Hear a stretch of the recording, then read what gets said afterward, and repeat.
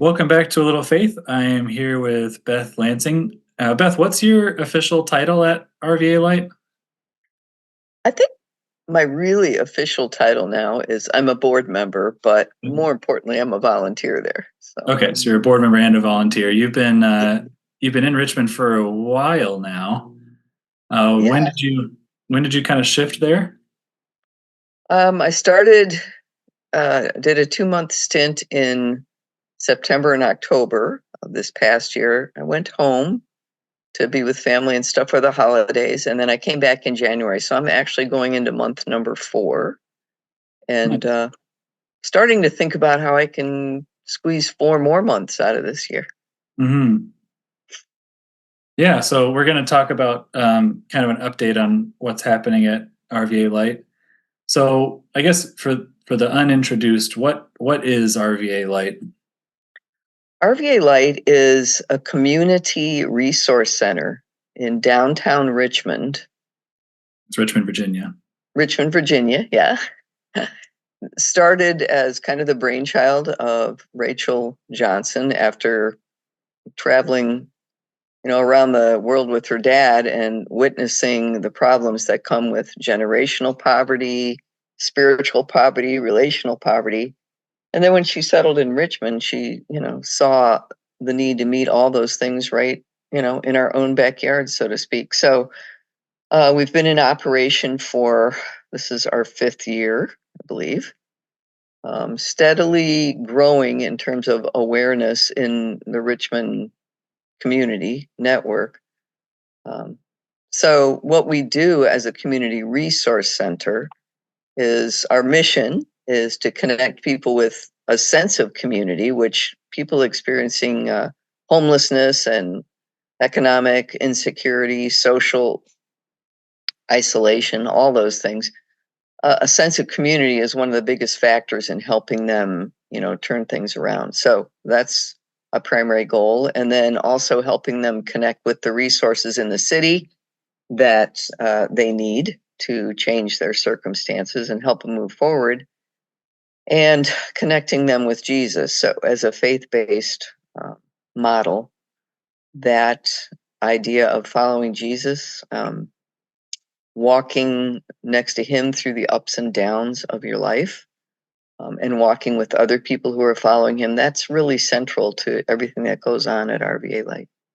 So, in a Yeah. practical way, how we meet that mission, I should Okay. probably tell you that. Yeah. So people come in, we're open from 9 to 12, Monday through Friday, and people come in for a cup of coffee and to sit around and visit with other neighbors. Many people come in there to use our phones. If you're in a situation of homelessness, life on the streets is tough. And even though you might start out with a phone, there's a fairly high likelihood that at some point it's going to be stolen. hmm Um, and so phone access, we take it so much for granted, but for Mm. the people that, come in to see us, that's a huge thing, just having a phone and being able to leave, a phone number for a callback if they're doing a job search. So we have that. We have computers, and we will actually sit with our neighbors and help them search for jobs, fill out job applications, create their resumes. And I think the important thing, aside from just the practical nature of that, is all the time you're doing that, you're developing relationships with people who, probably more than anything, need that sense of community and normalcy. Like Right. I'm a person. I'm not just a case number. I'm not just a client. You know. Right. So Do you have a story or anything about anyone recently from RVA Light? Like an example of what that all looks like? yeah, there are so many stories. That's probably the most powerful thing about RVA is the stories that we could tell. But so there's been a young man, call him CJ, coming around. He's in his 20s. He's been homeless for a while. He tried to get into a couple places, and for one reason or another, he was turned away. Didn't qualify on some, technicality, whatever. But finally, because he's able to, leave our number as contact info, an organization reached out to us and we were able to connect them. So this guy's been without a place to live for over a year, I believe. And he's very soon going to be housed in a particular housing facility that is designed to serve young people at risk. So, where he couldn't get into some other kinds of housing situations. And I hope most people know these are not overnight things that happen. I think a lot of people labor under the notion that, oh, these people can find shelter. They don't have to be on the streets. That isn't entirely true. It's a very long wait for a lot of people, so they have to figure out how to survive in the meanwhile. So CJ, because of his connection with us, he's about to be, moving into a home. He's also going out on job interviews, and moving forward with his life. So we've been celebrating those successes with him for the last couple of days.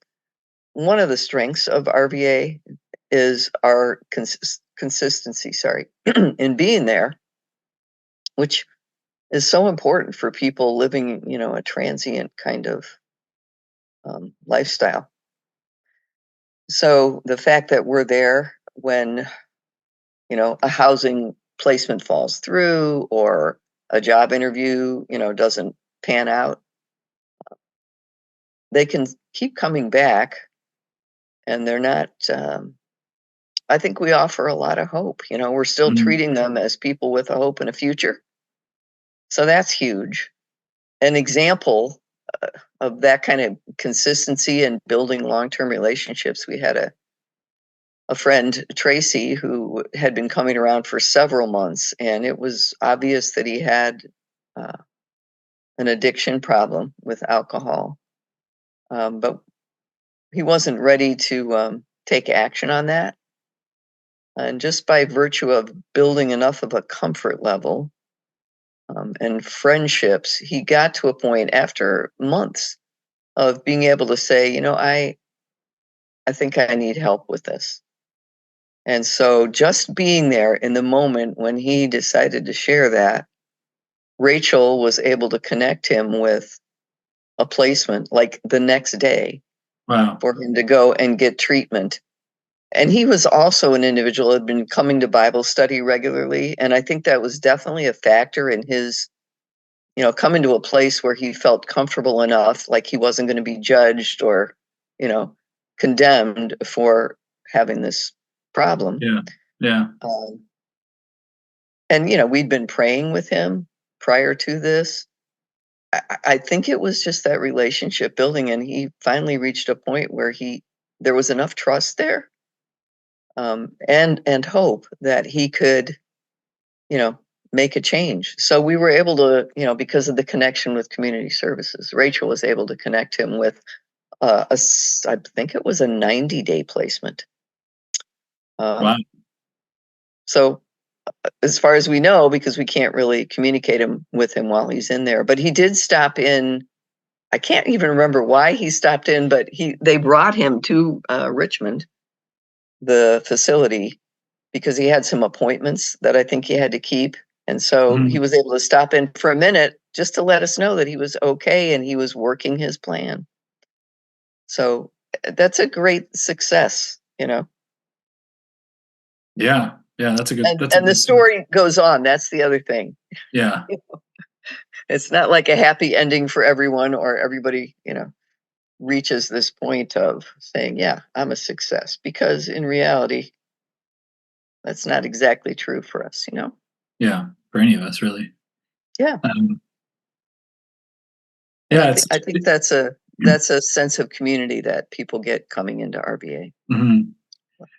Talk about the Bible study. So I have been there, and there is kind of two locations. There's the bottom floor and the top floor, right? There is, yeah. And Well, Bible studies done on the second floor. yeah, our resource center is totally on our second floor now, because the ground floor, we can talk about that in a few minutes, it's been transformed into a youth center, and that's a program that we're just working to get off the ground now. It's already being piloted in a small way, so we'll talk about that in a couple of minutes. But Bible study is my favorite part of the day. It's informal. I mean, we have a topic for each day, but our approach is really, we're going to read the Bible together, and we're going to talk about what we find there. So it isn't like a formal instruction of any kind, because again, building with community with people, we don't really want to approach this as, we're the experts and, we're going to help you figure this out. Right. We approach it as, we are fellow disciples. We are all trying to follow Jesus and, understand what God's plan for us is. So that makes for some really real conversations that I don't think you get in a more formal instructional kind of setting. We hear from people, that we have helped to strengthen their faith. Like, obviously, if you're experiencing crisis in some fashion, it's natural to question, where is God in my life? So I think that's why it's my favorite time of the day, because we can all, take time to assess that every day. Where is God in my life? I think the way I put it to a friend was, I've been involved in a lot of different kinds of Bible studies. This one is more raw than most, but it also feels more real than many. If you want to know, some of the things that we've talked about, right? Just today, we've been looking at Jesus' ministry. And so today it was about some of his conflicts with the leadership of his day. And that led to a discussion of, what is poverty really? So, some good. Tell me more about that. I'm curious after you said that. Well, I think people that, come in and meet around the Bible with us, they want to hear and they need to hear that they have value, because they, by the world's definition, they're poor in one way or many ways, and they need to know that, they have value to their creator. So that, to look at that conversation that Jesus had about, I came to spend time with the sick. The sick know they need a doctor, the wealthy don't, or the healthy don't. And the same thing with, that notion of hanging around with sinners, because these people are, typically viewed as, the outcasts of society, just because they're, on the streets. So. Yeah, I mean, I think, I know you and I have talked about this just offline, and we talked about it before because we did do an episode with Rachel a couple of years ago. Just, it's hard for people who have never experienced it to understand poverty, honestly, or just the complicated challenge. You've already talked about how it's not as easy as it's not a light switch on and off. It's not as easy as getting placed in a home or getting a job right away. So yeah, it's so important to have a place like this but I guess, like you've already said, maybe more important to feel belonging and feel community than even the resources. That is probably the biggest common thread running through everyone's stories that comes in there, is they have experienced a loss of community. One lady, I was talking with her last week, and we're doing a survey right now with our neighbors that come in, to just kind of see, how they feel, what they think about our programming, what might we offer that we don't, what do they like. And one of the things we hear most frequently is, you guys know my name, you treat me like I'm a human being. And this lady proceeded to tell me that this was in connection to a community cleanup day that was done as a program during the COVID stuff and all the unrest in downtown Richmond, they did a community cleanup day, and they went out and cleaned up the neighborhood where RVA Light is, and it was a real success in helping people feel more connected at a time when people were feeling very polarized and alienated. So I mentioned that, and I asked this woman if she were around and had participated in that, but she said no. But I carry a plastic bag with me all the time, and I'm always picking up trash out there. And then she proceeded to tell me about how she was in the parking lot of the drugstore adjacent to our building, and she was picking up trash, and a person walked by and said, "Yeah, pick up your trash," Oof. assuming that because she doesn't look really nice and she's obviously a person, that's on the streets, that it was her trash. So that's the kind of attitudes that these people run into all the time. Yeah. So yeah, RVA Light is a place where they come and they don't feel that. Yeah. So a very important mission. So I'm excited to hear about what's happening now. You kind of hinted at it earlier, and I went to the website for myself, and I see there's a whole programs for youth section. I haven't seen that before. So That is really new. yeah. So one of our employees, who started out actually as a friend coming in to help, he needed access to a computer. He'd been laid off and he was looking for work and definitely had skills and so forth. So he connected with us and stayed connected even after he, found employment. Turns out he has a history working with at-risk youth in Richmond, and grew up in a pretty tough area of the city. And he has had this idea for mentoring city youth through a music program. In this case, it's specifically a drum corps. Mhm. So he's put the program together. I've been helped him a little bit, fleshing out his curriculum and the pieces to it. He's been developing a relationship with the Richmond City Schools and Parks and Recreation. This is all, again, a long game. None of this stuff happens in a hurry. The wheels turn slowly. So he's been piloting the program for several months now, and we are just on the verge of, we have to go through a lot of different approval processes, you can imagine, for a big urban city school system. And we are just on the verge of getting through all those hoops, so that the plan is this summer to really start his program full swing. So I Mhm. think initially it's going to be, a dozen youth or so. Our facility would probably work for maybe twice that many kids, but Yeah.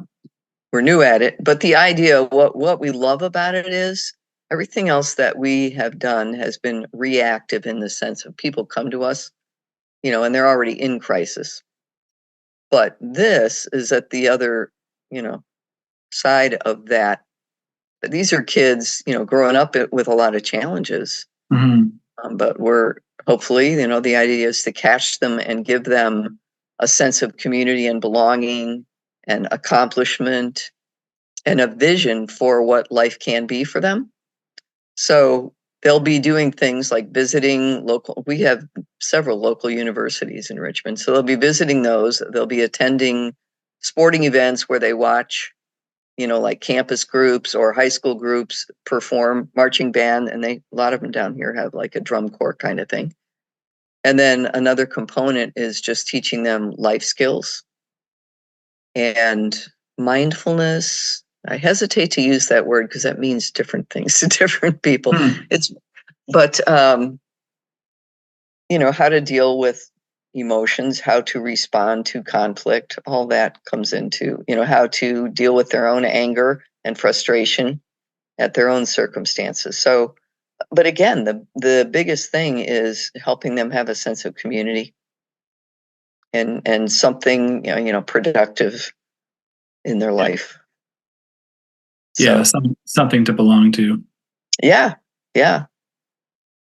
And the guy who's doing it, Sean, he was part of a drum corps. He grew up in a really tough area in Richmond, and that was something that really gave him kind of an anchor Mhm. going through his high school experience. So Hmm. So Yeah, so tell me more. What happens upstairs and what happens downstairs, like in a normal day? Well, upstairs is our resource for adults. So in a normal day, we've been seeing, depending on the weather, we've been seeing about between 35 and 45 people since it's turned colder a day. So they'll come in. The big rush is first thing in the morning at 9 o'clock, and people get coffee and they maybe get warm for a bit, you know, get themselves moving. And then at that point, several will just go, but others will stick around. They'll use the computers, use the phones. We also have a lounge area, which just has couches and comfortable chairs towards the back of the second floor. And so people will go in there and just fall asleep for an hour or two because Mhm. sleeping on the streets is not safe. You Yeah, don't sleep soundly. I mean, most people that come in at 9 o'clock, they're dragging because they yeah. haven't had a good night's sleep. Mm, So just that, it seems like not much, you know, but a place where they can put their stuff down and just take a nap in an easy chair. yeah, Where else are they able to do that at this point in their experience? yeah, So I don't know how you place a value on that, but yeah, yeah. so that's happening. And then the front area, there's tables and chairs. It looks like a little cafe, kind of. And there's just socializing. One woman that I did a survey, different than the other lady that I talked to, she said, I asked her what was the most valuable thing that she had, gotten from coming into RVA Light.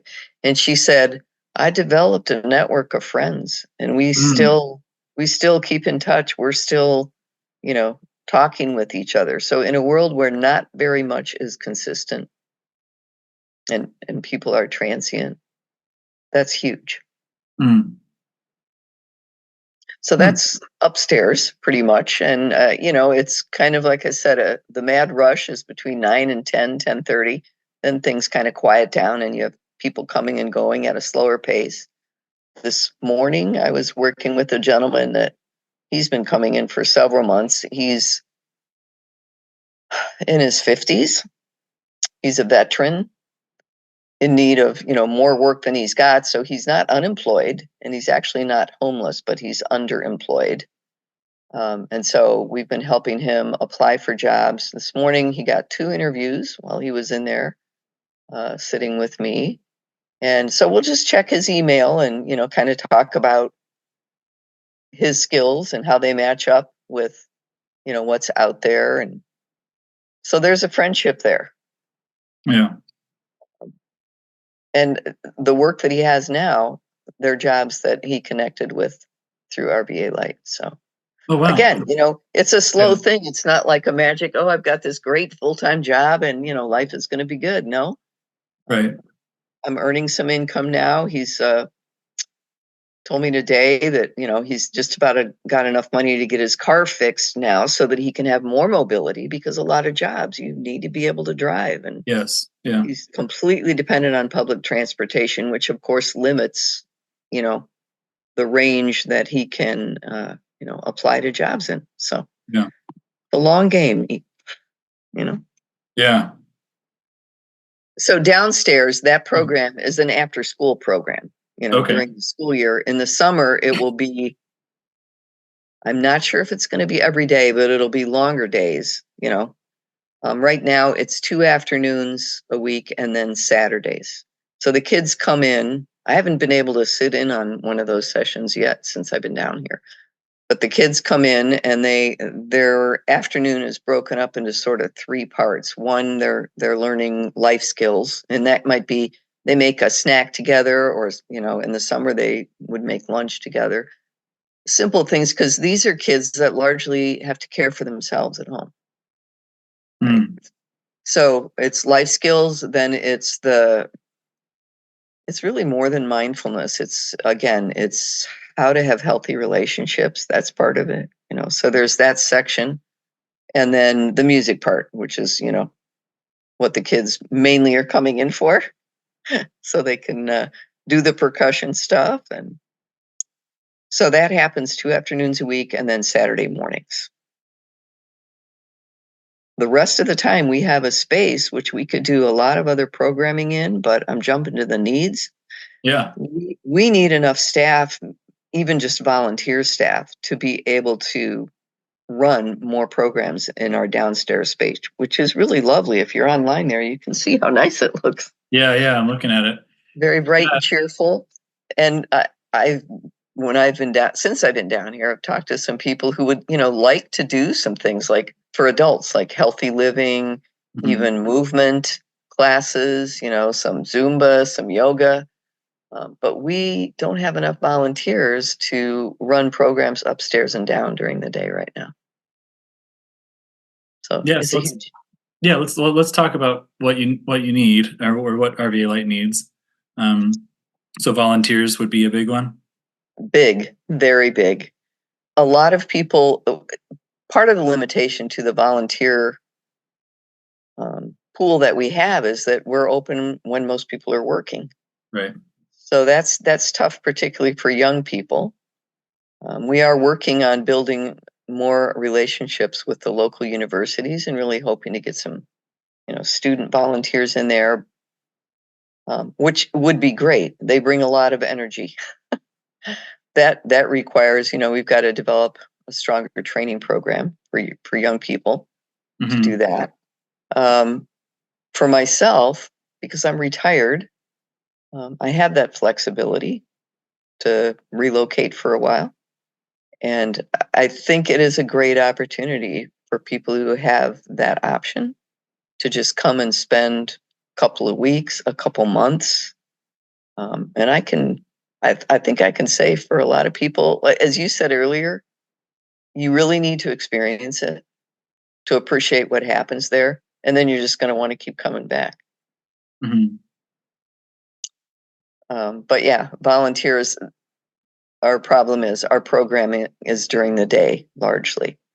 And if we shifted to more evening and weekend program, that's a staffing issue because we need people to be there to know the facility, just provide that security, which is a realistic, need for what we're doing and where we're located. So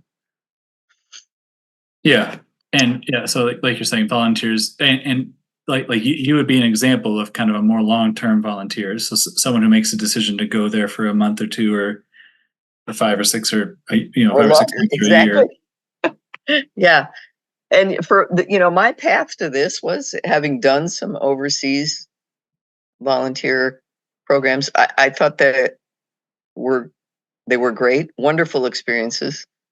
At this stage of my life, I don't love the idea of traveling internationally by myself. And as I've experienced the last few times I've been gone for a while, I'm of an age where a lot of my peers have health issues, family members have needs, and I don't want to be halfway around the world and need to get home. So it's a really good fit for me, and I suspect it probably is for other people in similar circumstances. You'd like to do something, and for me, this is 8 hours away from where I live. So I just went home for 5 days this past week because we just had a lot of sickness in the family, and I felt like I needed to go connect and care for the caregivers. So I think it's a great opportunity for someone who's looking for some sort of mission, like if you're considering an overseas mission, but it's here in the States, Yeah, and I mean, I will say this, those opportunities are out there for people in our faith community. To my knowledge, this is one of very few of its kind in North America. Yeah, and I would say WCF would likely support even a month, like a very short time, which I think you guys could use. And there's Absolutely. multiple There ecclesias in the area and everything. Yeah, I mean, and accommodations are not an issue. Mine are lovely, and I've developed a wonderful friendship with Martha. And other families have, said to me, if you want to play, you can always stay with us. So I'm Right. confident there's housing to be had, short or long term down here. It's a very generous community, really, in the So Richmond volunteers area. is one, and the other one's probably money, I would Well, imagine. of course, and I mean, there are so many factors that have fed into that. Um, the pandemic situation, the economic downturn. So everybody in the nonprofit sector is experiencing a crunch. So now you're in more competition for the funds, than you were in the past. So I think that's part of it. And it just takes a long time to get the word out. 5 years doesn't seem like much, but honestly, for a nonprofit, Yeah. starting from scratch, crowdfunded to still be, you know, in Operating. operation, says something. When you go out and look for funding, though, which we are actively doing, what you find with a lot of corporate or bigger nonprofit, funding organizations is, excuse me, they're looking for a track record. They want data. How many, thousands of people have you impacted? So that, you know, it's tough to find that funding niche for RVA Light. Yeah. I'm confident that it's out there, but it's a challenge. If anyone could consider, a certain amount of funding, or what's always more valuable to any organization is a monthly commitment, because then you can budget based on those numbers. That's how I started, Levi. Yeah. And I think I started when they started up, or pretty close to Mhm. that, and Mhm. visited a few times in the past just for a day or to help out with special events, and that's kind of led me to want to pursue the opportunity because consistency is a big factor. So it's Yeah. good when you can spend some time here. But even for folks who, like, we have an Amazon wish list, Mm. and if people, can't, and not everyone can, certainly, there are in-kind donations, things that we need. One of our, I mean, aside from rent and utilities, coffee. That's It's funny. huge. And we go through a lot of coffee. Yeah. So things like that. So that's out there. And I would say, I mean, again, you can correct me, but I would say at least visit, like a third need. If you can't donate or volunteer for any long-term period of time, you should absolutely take a visit. I think it's a lovely place to see and to get a physical, actually understand everything that you've said, Beth. That is it's best seen and experienced. It really is. I think, and again, this is really part of my story too. A lot of assumptions that we've adopted, thanks largely to the media, movies, TV, about, this population. I think there's a bit of a fear factor, and it's not, it's not a comfort zone for a lot of people. But Mhm. I would give an assurance that it really is a pretty safe place to be. Mm. In reality, most people experiencing this kind of crisis, they're not a danger to anybody. They're more in danger from others than they are a danger to others. And that was a big realization for me. So when you visit, your comfort level will improve because you'll see these are just people, struggling with a lot Yeah. of things that we also struggle with. Yeah. Yeah. Well, thank you, Beth. This has been a really great catch up for me, and I do hope that this inspires some people to reach out, or take a visit or write a check. I do think that 5 years is fantastic, and I know that it provides a service like that I hope can continue on for a long time. That makes two of us, and hopefully a lot more. All right, thanks for your time. Thank you, Levi. Thanks so much.